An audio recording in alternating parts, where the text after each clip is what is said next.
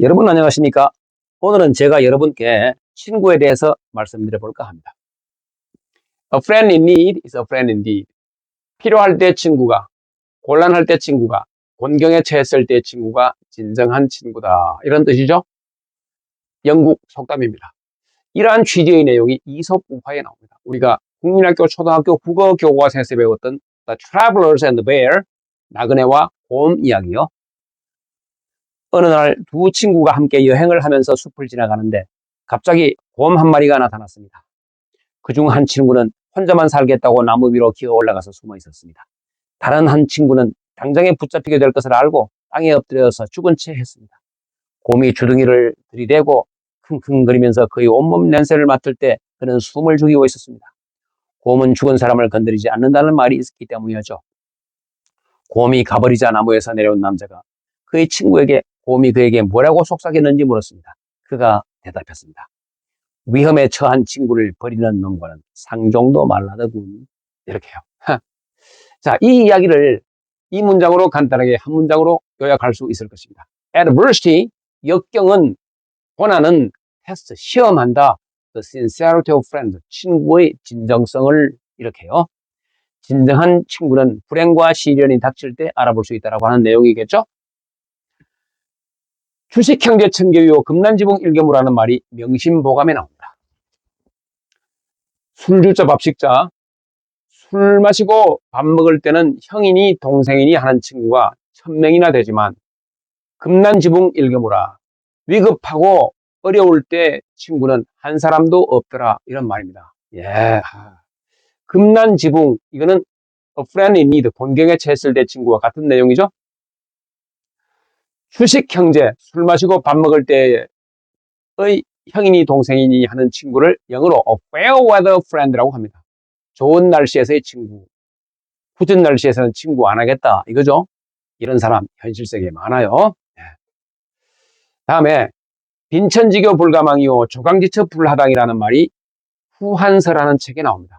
빈천지교, 가난하고 비천할 때의 사귐을 잊어서는 안 되고 조강지처를 집에서 쫓아내서는 안 된다. 이러면 벌 받는다. 이런 내용이죠.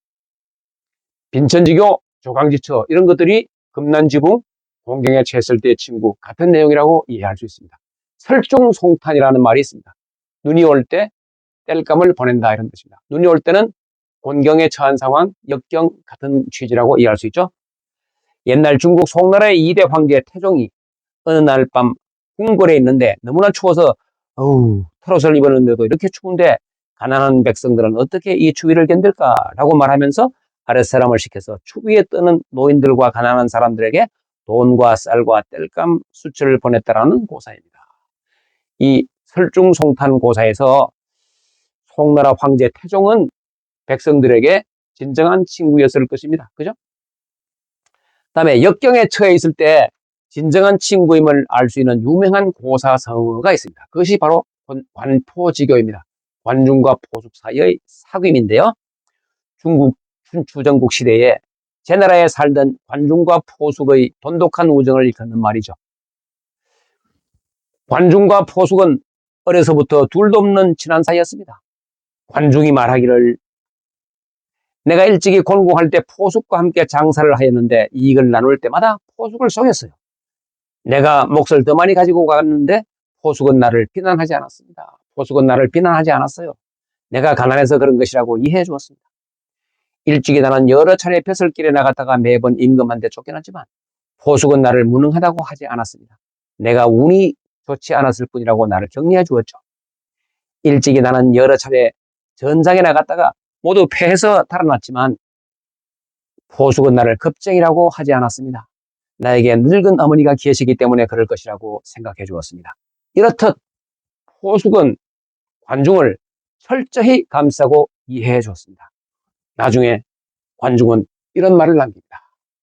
생아자 부모요 지아자 포자야라. 이거는 나아자, 나를 낳아준 이는 부모님이지만 이건 알지자, 나아자, 나를 알아주는 사람은 포자입니다.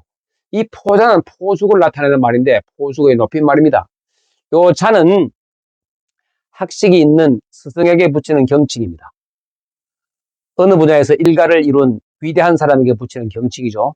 공자, 맹자, 노자 이런 것에서 우리는 알 수 있죠. 요즘 말로 누구누구 선생님 정도라고 이해하면 됩니다. 공자는 공선생님, 맹자는 맹선생님 이런 식으로요. 그러니까 포자를 포선생님 정도로 자, 포숙을 높여서 이렇게 썼다라고 이해하시면 되겠습니다. 다음에 데이먼과 피티아스의 우정에 대한 이야기입니다. 옛날 BC 4세기경 시칠리아 섬의 시라쿠사에 디오니시우스라는 왕이 있었는데 그는 피티아스라는 청년을 오해해서 반역의 죄를 물어서 사형을 언도했습니다. 피티아스는 죽기 전에 고향에 계신 부모님께 마지막 작별 인사를 하게 해달라고 간청했습니다. 왕은 안 돼! 라고 이런 지하에 거절합니다. 이때 데이몬이 나섭니다. 왕이시여, 제 친구 피티아스 대신 저를 감옥에 가두시고 피티아스가 고향에 가서 자신의 신변을 정리하고 가족과 친구들에게 작별 인사를 할 수 있도록 허락해 주십시오. 피티아스는 꼭 돌아옵니다. 만약 피티아스가 제 날짜에 돌아오지 않는다면 그때는 제가 피티아스를 대신해서 죽겠습니다. 우여곡절 끝에 피티아스는 돌아옵니다. 왕은 두 사람의 우정을 부러워하며 그들 모두를 풀어주었습니다. 아, 내가 이런 친구를 얻을 수만 있다면 내가 가진 모든 것을 내놓을 수도 있겠다. 라고 왕은 말했습니다. 눈물겨운 최강의 우정입니다. 다음에 문경지교라는 말이 있습니다. 목자를 문자에 목경자, 사귀교자. 이것은 비록 목에 칼이 들어오더라도 마음을 결코 변치 않을 우정을 문경지교라고 합니다. 목을 내줄 수 있다라고 하는 거죠. 그다음에 수어지교라는 말이 있습니다. 물숫자 물고기였자. 물과 물고기의 사귐이라는 뜻입니다. 이거는 삼국지에 나오는 말인데요. 유비가 제갈량의 뛰어난 통찰력과 정확한 정세 판단에 감동을 해서 매사에 공명을 감싸고 도니까 관우 장비 두 아우의 불평이 이만저만이 아니었던 거예요. 형님 이거 너무한 게 아니오. 이 말에 유비는 말했습니다. 내가 공명을 만난 것은 제갈량을 만난 것은 고기가 물을 만난 것과 같으니 이후 아우들은 상관하지 말거라 라고 말했다라고 합니다. 수어지교는 현대판 브로맨스라고 말할 수 있겠죠. 브라더와 로맨스의 합성어입니다. 남자끼리의 우정이 브로맨스, 수어지교와 비슷하다고 저는 생각을 합니다. 그다음에 금난지교라는 말이 있어요. 쇠금자에다가 난초란자. 쇠처럼 단단하고 난초 향기처럼 그윽한 사귐을 금난지교라고 합니다. 막역지우라는 말이 있죠. 말막자, 안일막자, 거스를 역자, 거스르지 않는 친구라는 뜻입니다.